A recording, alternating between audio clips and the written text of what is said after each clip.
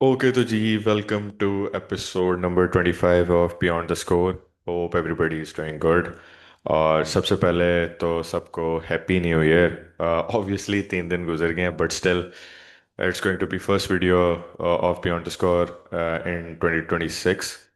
खैर, होपफुली आप सब लोगों का ये जो साल है अच्छा जाए। ठीक है, आप लोगों ने जो भी अपने गोल्स वगैरह या जो भी अपनी अचीवमेंट्स वगैरह इसमें अचीव करना चाहते हैं आप वो श्योरली अचीव कर सकें। और प्लस क्या कहते हैं हम लोग क्या कहते हैं 2026 में कोशिश करेंगे कि बेटर से बेटर कंटेंट लेकर आएँ और इसको एक साल पूरा इंशाल्लाह रेगुलरली अपनी जो ओपिनियन होती है रिलेटेड टू स्पोर्ट्स वो पॉपुलर ओपिनियन से थोड़ी सी डिफरेंट रखेंगे। मेरे ख्याल से हर इंसान को रखनी चाहिए अपनी ज़रा अनपॉपुलर ओपिनियन या जो भी आपके थॉट्स होते हैं related to what you been following. तो लेट्स सी, फिर उसके बाद एक साल के बाद ऑब्वियसली देखेंगे क्या ग्रोथ और एनालाइज तो obviously at the end of the year ही होगा। तो let's kick off this year with good attention. ठीक है, और इंशाल्लाह देन वी विल सी कि क्या बनता है। But now we will back to the business और हम लोग स्टार्ट करते हैं अपने फुटबॉल क्या कहते हैं स्टोरी से। और जो सबसे बड़ा इस टाइम बॉम्ब ब्लास्ट और ड्रॉप किया है वो है जी चेल्सी का जो मैनेजर। क्या कहते हैं, सैक नहीं हुआ बाय द वे। ये उन्होंने जी दोनों क्या कहते हैं आइडिया जो भी उनकी एंजो मेरेस्का और चेल्सी बोर्ड ने जो क्या कहते हैं म्यूचुअली क्या कहते हैं डिस्कस करके अपने जो वेज हैं वो दोनों ने साइड पे हो गए हैं। और लेट्स सी कि क्या क्या आप ये देख लेंगे कि इसमें से सिनेरियो या जो भी सिचुएशन बनी है वी विल थॉरली इन्वेस्टिगेट या उसके ऊपर ड्रॉ करेंगे अपनी लाइन। और आप चेक करिएगा कि आपको क्या लगता है कि what will be the scenario जो कि यहाँ तक पहुंचा। खैर, इस स्टोरी की बिगिनिंग यहाँ से होती है कि जी एवर्टन वाले मैच में आई गेस मिड दिसंबर था। उसके पोस्ट मैच प्रेस कॉन्फ्रेंस में एंजो मरेस्का आकर कहते हैं कि the 48 hours I have been the last 48 hours I have been in this club were the most difficult one that I have seen. और उसमें उसने कहा कि जी मैं चेल्सी फैंस की रिस्पेक्ट करता हूँ, चेल्सी क्लब को क्या कहते हैं पसंद करता हूँ, बट ये 48 आवर्स मेरे लिए बहुत मुश्किल थे। ठीक है, मुझे किसी ने सपोर्ट नहीं किया सिचुएशन के ऊपर। फिर उसके बाद एक न्यूज़ इस चीज़ को क्या कहते हैं हाईलाइट करती है कि एंजो मेरेस्का अपने थ्रू आउट ये जो प्रेस कॉन्फ्रेंसेस थे इसमें बात करते आ रहे थे कि उन्हें इस समर ट्रांसफर विंडो में सेंटर बैक नहीं मिला। ठीक है, तो वो भी एक क्या कहते हैं नोटवर्दी चीज़ थी। थर्ड वन एक बहुत इंपॉर्टेंट एथलेटिक के आर्टिकल में ही वो चीज़ आई थी कि एंजो मेरेस्का जो थे वो अलेहांद्रो गर्नाचो की साइनिंग के ऊपर राजी नहीं थे। ये सारा जो कलेक्टिव जो डिसीजन लिया गया है इस सिग्नेचर का, इस एग्रीमेंट का गर्नाचो की, वो बोर्ड की तरफ से लिया गया। तो it's more of a signing off a board than from a manager. ठीक है, 3 बातें होगी। चौथी बात ये नजर आ रही है कि जी चेल्सी बोर्ड जो है और स्पेशली ये जो बंदा है बेहदाद इकबाली, ये बहुत ज्यादा क्या कहते हैं सपोर्ट कर रहा है या इस चीज के ऊपर नो हाउ रख रहा है कि मुझे यस मैन टाइप सा मैनेजर चाहिए। ठीक है, जो कि एंजो मेरेस्का क्या कहते हैं थोड़ा सा उस जगह पे रिबर्टल करते हुए नजर आया है। हम लोगों ने जितनी भी प्रेस कॉन्फ्रेंसेज उनकी देखी हैं एक ये और क्या कहते हैं इसके बाद जो एक मैं कहता हूँ कि बहुत ज्यादा आप समझ लेंगे कोर रही है चीज, और वो रही है एंजो मेरेस्का की। अभी ये डेविड ऑनस्टीन ने अपने ट्विटर पे ये न्यूज़ क्या कहते हैं पोस्ट भी की हुई है। मैं अभी आपको पढ़ के भी बताता हूँ। Just give me a second. हाँ, ये आ गई। उसने ये कहा था कि Enzo Maresca informed Chelsea twice in late October and again mid December after post Everton comments he was talking to people associated with Man City managerial position if when यानी if या जब भी ये चीज होगी तो vacancy arises Chelsea FC contract obliges 45 year old to do so, ये contract में ऑब्लाइज है उसके, बाय द वे। ठीक है। तो आप इससे ये चीज को नोटिस कर सकते हैं कि जो इनकी ये जो अभी मैंने 5 पॉइंट्स स्पेशली आपको बताया, तो इसने बैक डोर के ऊपर ये चीज लाइक इनएविटेबल कर दी थी कि अब तो ये दोनों आप क्या कहते हैं अपने रास्ते अलग करेंगे, तो then the club will be progress. तो अगर एक जगह पे रहते तो मेरे ख्याल से बड़ा वो हो सकता था क्लब के लिए भी, और रिजल्ट्स के ऊपर भी काफी इफेक्ट कर सकती थी ये चीज। तो चेल्सी ने ये तो अच्छा किया कि इस मामले को जल्दी सुलझा कर ये साइड पे कर दिया। बट इसके अलावा एक और चीज इस चीज के ऊपर क्या कहते हैं ऐड है कि एंजो मरेस्का ने अभी रिसेंटली अपनी ना एजेंसी चेंज की है, यानी कि मैनेजर्स की भी ना एजेंसी होती है कंसल्टेंसी के लिए, जो भी अगेंस्ट मीडिया उनके हेडलाइंस बनती है, तो उनकी भी एक मार्केटिंग एजेंसी होती है जो उनको आकर क्या कहते हैं प्रोटेक्ट करती है या उनके ब्रांड वैल्यू की कदर करती है। तो इसी तरह एंजो मेरेस्का ने भी अपनी एजेंसी रिसेंटली चेंज की थी, और उस एजेंसी के बारे में ये कह रहे हैं कि वहां पर कुछ मैनचेस्टर सिटी के मैनेजमेंट के लोग हैं उस एजेंसी में, और कुछ प्लेयर्स को वो हैंडल करती है मैनचेस्टर सिटी के वो एजेंसी। तो उन्होंने जब क्या कहते हैं ये भी देखा कि भाई कि things beginning right now from here for Enzo Maresca, कि वो अभी ही से ही चेल्सी के मैनेजर होते हुए ही इन चीजों के ऊपर इतना इन्वॉल्व है। तो ये भी कहते हैं कि एक मेन पॉइंट बना है उनकी क्या कहते हैं डिपार्चर का।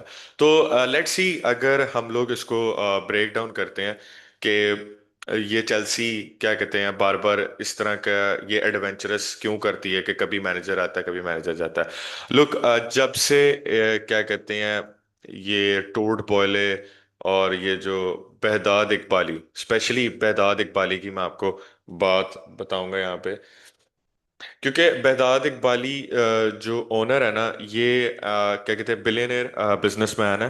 ठीक है। और ये क्लियर लेक कैपिटल के फाउंडर भी हैं। ठीक है। और क्या कहते हैं मैनेजिंग पार्टनर भी हैं उनके। ठीक है, को फाउंडर और मैनेजिंग पार्टनर है।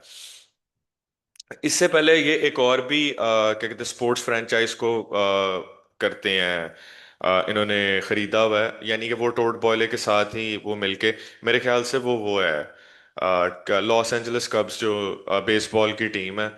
और क्या कहते हैं इसमें सबसे ज्यादा जो अभी नाम आ रहा है ना कि इस सारे सिनेरियो के ऊपर, वो आ रहा है बेहदाद इकबाली के ऊपर।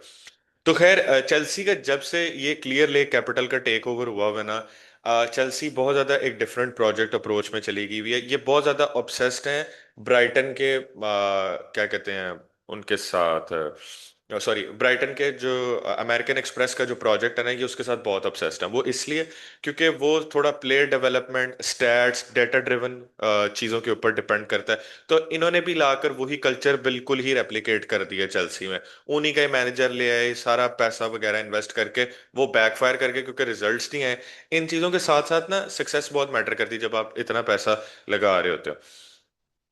और वैसे ग्रेहम पॉटर की ये डिपार्चर के ऊपर इनके जो आप समझ लें कि जो बोर्ड मेंबर्स थे ना, वो इतने क्या कहते हैं आप समझ लें कि खुश नहीं दिखाई देते। वो सिर्फ इनको फैंस के बैकलैश की वजह से इनको मैनेजर सैक करना पड़ा। अगर आप मॉरिशियो पोचेटिनो की भी अगर आप सिचुएशन देखें ना, तो उसका भी इनके साथ एट द एंड पे फड्डा ही हो गया था इनकी मैनेजमेंट के साथ। क्यों? क्योंकि उसने थोड़ा सा जरा अपना ना आउटपुट रखना स्टार्ट किया था। जो ग्रेहम पॉटर था वो जरा यस मैन टाइप से मैनेजर था, वो सिर्फ फैंस के ब्लैक कह रहा हूँ बैकलैश की वजह से निकालना पड़ा था। तो मॉरिशियो पोचेटिनो तो भी थोड़ा सा जरा अथॉरिटेटिव मैनेजर है। वो भी यही कहता है कि भाई एकेडमी से जो 5 साल का बच्चा भी ग्रेजुएट होके जा रहा है, तो वो मुझे पता हो कि वो किस तरह आगे जाके परफॉर्म। तो इतनी अथॉरिटी ये मैनेजर को देते नहीं है। और एंजो मेरेस्का के साथ भी यही था, वो भी थोड़ी अपनी अथॉरिटी थोड़ा अपना आउटपुट रखना चाहते थे साइनिंग्स के ऊपर, और प्लेयर्स की डेवलपमेंट जो भी क्या कहते हैं आगे चल के चेल्सी ने करनी थी, तो उन्होंने उस चीज को भी इसमें से साइड में कर दिया। तो ये जो एक अमेरिकन मॉडल की जो इनकी वो फैंटेसी है ना, वो मुझे यहाँ पर पूरी होती हुई नजर नहीं आ रही। लोग कह रहे हैं जी रोमन अब्रामोविच के अंडर भी करते थे। लोग रोमन अब्रामोविच बेशक मैनेजर सैक कर देता होता था, लेकिन वो ये आते होते थे। एक चेल्सी के पास तब थी उनकी बैक कोर, और वो थी लैम्पार्ड, टेरी, ड्रॉगबा, एसियन, बालाक, एशली कोल। वो चाहे मैनेजर जो मर्जी सैक करते थे, ये प्लेयर्स इतने वर्ल्ड क्लास थे कि वो समहाउ मैनेजर को उसके थ्राइव करवा देते होते थे और सक्सेस ले आते होते थे। अभी तो इनकी ये टीम ही नहीं सेटल हो पा रही है। इनको एक बल्कि 3 सीजन टीम सेटल करनी पड़ेगी, फिर उसके बाद ये इस तरह के एडवेंचरस मोमेंट ये करे। अभी टीम, एक तो चेल्सी का इतना बड़ा पूल होता है 40 प्लेयर्स का, एक मैनेजर मर मर के वो 11 प्लेयर सेलेक्ट करता है, ये फौरन से पहले उसको सैक कर देते हैं जब वो अपनी थोड़ी सी जरा अथॉरिटी डिमांड करता है। तो that's how the things been going around in Stamford Bridge. और लेट्स सी के क्या कहते हैं नेक्स्ट मैनेजर क्या होता है, बल्कि नेक्स्ट मैनेजर क्या होता ही है। नेक्स्ट मैनेजर जो है वो जी इन्हीं की एक पेरेंट क्लब है जो इन्होंने क्लियर लेक कैपिटल नहीं उनको ओन किया हुआ है, और वो टीम है लीग वन की, और वो है स्ट्रासबोर। तो स्ट्रासबोर की जो टीम है उसको लियम ये इसका नाम है लियो रोजेनर नाम आ रहा है। क्या कहते हैं ये जी अभी स्पॉटलाइट में है। और इससे पहले लियम रोजेनर का जो अगर हम लोग वो देखें, आप कह लो कि कुछ सीवी अगर देखें, तो वो हल सिटी के वो मैनेज कर चुके हुए हैं। और सेकंड वन मेरे ख्याल से डार्बी काउंटी के वो असिस्टेंट रहे हुए हैं। आई गेस फ्रैंक लैम्पार्ड के टाइम पे वो असिस्टेंट रहे थे। ये वाली उनके बारे में न्यूज आ रहे थे। तो लेट्स सी कि क्या बनता है चेल्सी का। अभी तो एट द एंड एक मेरे ख्याल से थोड़ा सा बैड न्यूज है, बेचारा मैनेजर लेस फिर से हो गए हैं। तो वी विल सी कि किस तरह थिंग्स डेवलप होती हैं। बाकी अगर हम स्टोरी थी, ऑलमोस्ट हर स्पोर्ट कैटेगरी को उठा के देखें तो कोई ना कोई अंडरडॉग स्टोरी अवेलेबल थी। फुटबॉल में लाइक ऑब्वियसली इतनी लीग्स हैं तो उसको एक एक करके मुझे नाम भी ज़रा सोचने ही पड़ेंगे। न्यू कासल 74 ईयर्स का कि 75 ईयर्स का वो हुआ, ट्रॉफी ड्राउट खत्म हुआ। क्रिस्टल पैलेस जो हिस्ट्री में फर्स्ट टाइम अपने क्या कहते हैं ट्रॉफी जीती, FA cup. Then Tottenham Hotspur का 17 ईयर्स का ब्रेक टूटा। बलोनिया का 50 ईयर्स का ब्रेक टूटा। फिर उसके बाद क्या कहते हैं नेपली, क्या कहते हैं जो इतने अरसे तक कभी वो नहीं जीती हुई थी लीग बैक टू बैक, या कि एक सीजन डाउन गए तो फिर उसके बाद सीजन। नेपली ने क्या कहते हैं ऑलमोस्ट तकरीबन 31 ईयर्स के बाद ये चीज फीट अचीव की है अंडर एंटोनियो कॉन्टे। उसके बाद बायर्न म्यूनिख का जो राइज हुआ अंडर कंपनी, ये कोई अंडरडॉग स्टोरी तो नहीं है, लेकिन वैसे ही बात कर रहा हूँ कि लोग कंसिडर नहीं कर रहे थे कंपनी को। और हैरी केन का जो ट्रॉफी ड्राउट था वो टूटा। तो बहुत लाइक इंटरेस्टिंग स्टोरीज डेवलप हुई हैं। उसके अलावा क्या कहते हैं एक नॉर्वे या स्वीडन की लीग है, वो फर्स्ट टाइम अपनी लीग जीती। फिर उसके बाद कोपा लिबरडोरस में फ्लामिंगो ने जो किया है भाई अंडर फिलिपे लुइस, लाइक उन्होंने शायद 20 ईयर्स का के कुछ 30 ईयर्स का आकर रिकॉर्ड अपना तोड़ा कि वो कोपा लिबरडोरस वहां पर जीते। और फिर उसके बाद वो जो उनका वो मुंडियाल होता है जो जिस तरह यूएफए चैंपियंस लीग होता है, तो वो भी वो लोग जीते। तो लाइक क्रेजी गुड स्टोरीज हैं भाई 2025 में। क्रिकेट में देख लें, आरसीबी जीती, साउथ अफ्रीका जीती।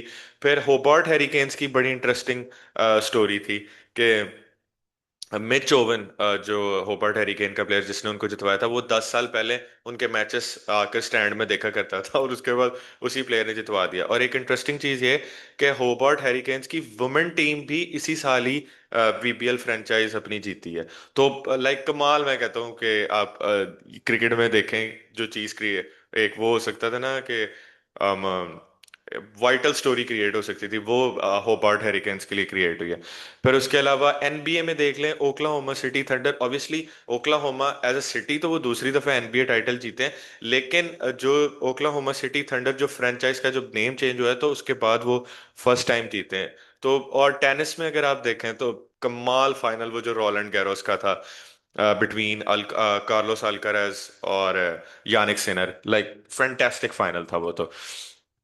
और उसके बाद इसमें अगर हम लोग देख लें, यूएफसी में देख लें, तो डिफरेंट हमें क्या कहते हैं welterweight, middleweight, lightweight championship, light heavyweight में देखने को मिले हैं। तो ओवरऑल अगर आप 2025 में देखें तो सारे ही अंडरडॉग स्टोरीज की हैं। F1 मैं मैक्लारन ने डोमिनेंस तोड़ी रेड बुल और मर्सिडीज की। तो quite a year I would say. तो और क्या कहते हैं, फैंटेस्टिक मेरे ख्याल से स्पोर्टिंग ईयर था।